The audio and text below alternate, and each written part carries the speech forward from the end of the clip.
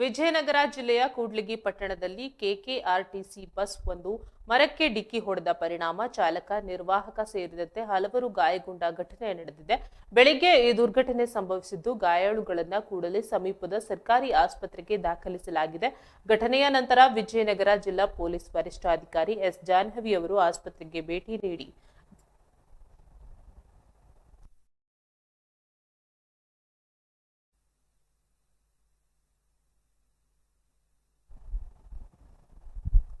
ಜಿಲ್ಲಾ ಪೊಲೀಸ್ ವರಿಷ್ಠಾಧಿಕಾರಿ ಎಸ್ ಜಾಹ್ನವಿ ಅವರು ಆಸ್ಪತ್ರೆಗೆ ಭೇಟಿ ನೀಡಿ ಗಾಯಾಳುಗಳ ಆರೋಗ್ಯ ವಿಚಾರಿಸಿದ್ದಾರೆ. ಘಟನಾ ಸ್ಥಳಕ್ಕೆ ಭೇಟಿ ನೀಡಿ ಪರಿಶೀಲನೆ ನಡೆಸಿದ ಅವರು ಅಪಘಾತದ ಬಗ್ಗೆ ಮಾಹಿತಿ ಪಡೆದರು. ಗಾಯಾಳುಗಳಿಗೆ ಸೂಕ್ತ ಚಿಕಿತ್ಸೆ ನೀಡುವಂತೆ ವೈದ್ಯರಿಗೆ ಸೂಚನೆ ನೀಡಿದ್ದಾರೆ.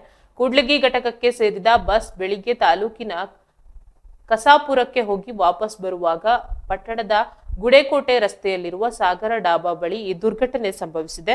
ಬಸ್ ಚಾಲಕ ಬೈಕ್ ಸವಾರನಿಗೆ ಡಿಕ್ಕಿ ಹೊಡೆಯುವುದನ್ನು ತಪ್ಪಿಸಲು ಪ್ರಯತ್ನಿಸಿದಾಗ ನಿಯಂತ್ರಣ ತಪ್ಪಿ ರಸ್ತೆಯ ಬಲಬದಿಯಲ್ಲಿದ್ದ ಮರಕ್ಕೆ ಡಿಕ್ಕಿ ಹೊಡೆದಿದೆ. ಪರಿಣಾಮವಾಗಿ ಬಸ್ಸಿನ ಮುಂಭಾಗ ಸಂಪೂರ್ಣವಾಗಿ ಹಾನಿಗೊಳಗಾಗಿದೆ. ಘಟನೆಯಲ್ಲಿ ಗಾಯಗೊಂಡವರನ್ನ ಗುರುತಿಸಲಾಗಿದ್ದು, ಅವರಲ್ಲಿ ಚಾಲಕ ಮತ್ತು ನಿರ್ವಾಹಕರು ಸೇರಿದ್ದಾರೆ. ಗಾಯಾಳುಗಳ ಸ್ಥಿತಿ ಸ್ಥಿರವಾಗಿದೆ ಎಂದು ವೈದ್ಯರು ತಿಳಿಸಿದ್ದಾರೆ.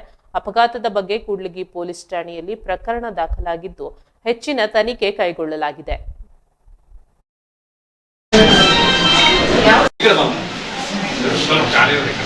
ಸ್ವಲ್ಪ ಈ ಕಡೆ